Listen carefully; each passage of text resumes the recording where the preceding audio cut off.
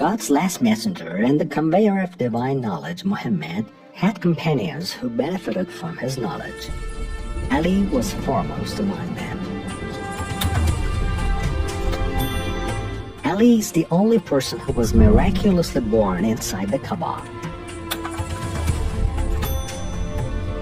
His father was Abu Talib, uncle of God's last messenger, and the one who was Muhammad's ward since he was 8 years of age. After Muhammad started his mission, Abu Talib was his best supporter in his struggle against the Quraysh pagans. To the end of his life, Abu Talib committed himself to Muhammad's mission. Ali was under Muhammad's custody, and the Prophet himself nurtured, cultivated, and raised him. Ali was the first man to accept the Prophet's invitation to enter into Islam. At the start of the mission, in the first public meeting for inviting Mecca's grandee, the Prophet said about Ali, "O relatives of mine, know that Ali is my brother, executor of my will, and my successor among you." On the eve of emigrating to Medina, the Prophet appointed Ali as his trustee in Mecca, placing him in charge of returning things people had given the Prophet in trust. The night when 40 armed men wanted to kill the Prophet, Ali lay in the bed of the Prophet in his stead, thereby saving the Prophet's life. During the Battle of Uhud, Ali manifested such a degree of selfless sacrifice, laying his own life repeatedly on the line in order to save the Prophet's life, that Gabriel said, "This is the peak of sacrifice he is showing."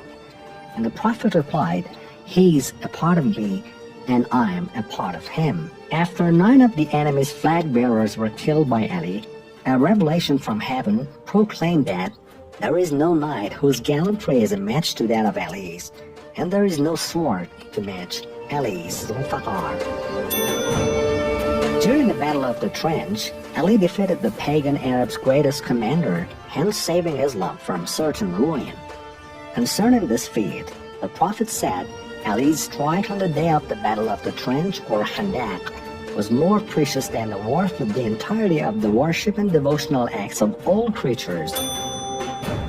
During the Battle of Khaybar, when Muslims faced insurmountable obstacles in capturing the enemy's most well-defended fortress, and the army commanders returned in despair to the Prophet, he said, "Tomorrow I will give the flag to the one who never flees the battlefield nor turns his back on any enemy. He is the one who is the beloved of God and his Prophet, and God will capture the fortress by the way of the agency of his hands." The next day, the Prophet gave Ali the flag, and in a miraculous feat, Ali conquered the castle of Khaybar.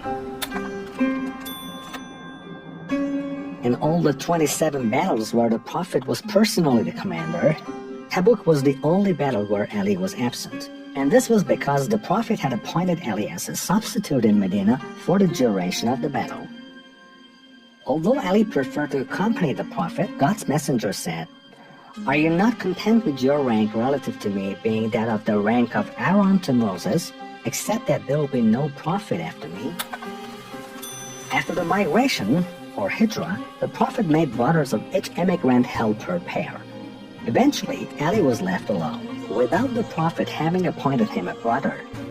When Ali asked why, the Prophet said, "You are my brother in this world and in the hereafter. I swear to the one God who commissioned me to convey the message of the truth, that I delight your pairing in order to pair you as my own brother, a fraternity which shall span the times of both this world and the hereafter."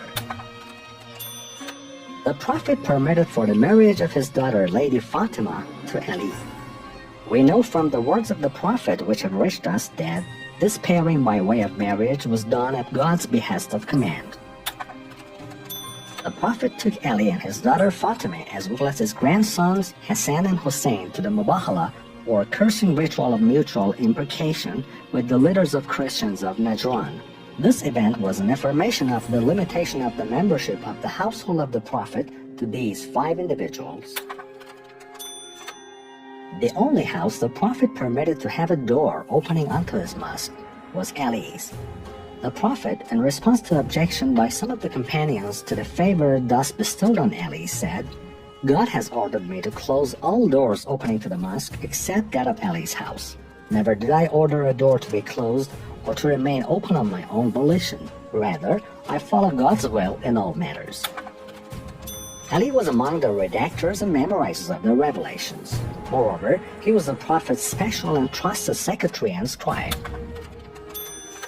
The Prophet sent Abu Bakr to convey the Surah al-Bara'ah, or the execration, to the idolaters of Mecca, but shortly afterwards decided to send Ali instead, instructing him to take the scroll from Abu Bakr and recite it to the Meccans. When Ali caught up with Abu Bakr and the latter returned to Medina, he despondently asked the Prophet whether there had been an ayah or revelation revealed with respect to him. The Prophet said, "No, but I have been told to convey the message of this surah to the idolaters of Mecca, either myself personally or by one who is a part of me." Upon returning from his last pilgrimage, the Prophet stopped at Qadir home among a huge crowd of Muslims and announced Ali as his successor, saying, "Whomsoever I have hitherto been Lord and Master or Mullah, so too this here Ali shall henceforth similarly be his Lord and Master." All the companions then shook hands with Ali in allegiance and congratulated him in his appointment. Eventually, on the 19th of Ramadan, Ali was martyred by the blow of a poisoned sword while he was at prayer in the prayer niche of the Kufa Mosque. 2 nights later, on the eve of the 21st of Ramadan, he ascended to God's heaven. The Prophet of God said, "I am the city of knowledge, and Ali is its gate. Anyone who desires to enter the city must enter through its gate."